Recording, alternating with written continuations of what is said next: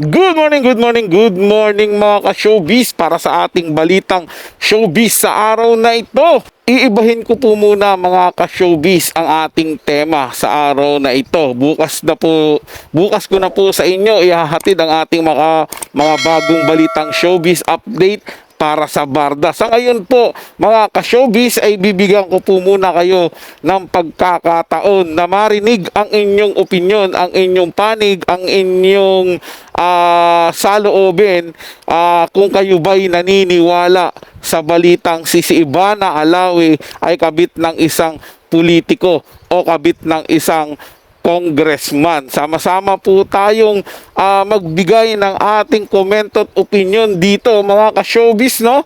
I-comment nyo lang po sa ating comment section kung kayo ba'y naniniwala na kabit di umano na ni Congressman Benitez itong si Ivana Alawi. Kasi kung ako po ang tatanungin mga ka-showbiz, hindi po ako naniniwala dyan. Dahil unang-una, meron naman pera si Ivana Alawi. Sikat si Ivana Alawi at kayang-kaya niya nang buhayin yung sarili niya, maging yung pamilya niya. At hindi niya kailangang kumabit sa isang mayamang negosyante at politiko.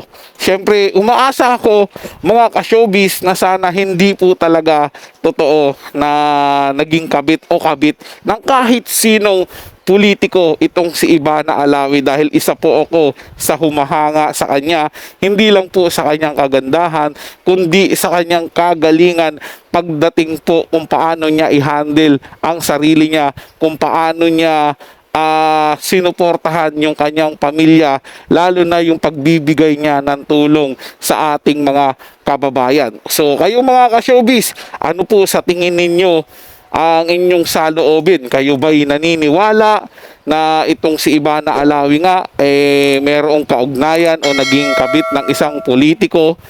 Comment nyo po dyan mga ka-showbiz. Pag-uusapan po natin yan sa next video pagkatapos ko pong ibigay sa inyo yung update patungkol po sa Barda. Panigurado po doon sa update natin sa Barda mga ka-showbiz, ang dami pong matutuwa na mga Barda fans at kikiligin po lalo. Para sa mga bagong balitang showbiz, ugaliing tumutok dito sa ating channel at mag-subscribe para laging mauna ka sa mga bagong balitang showbiz.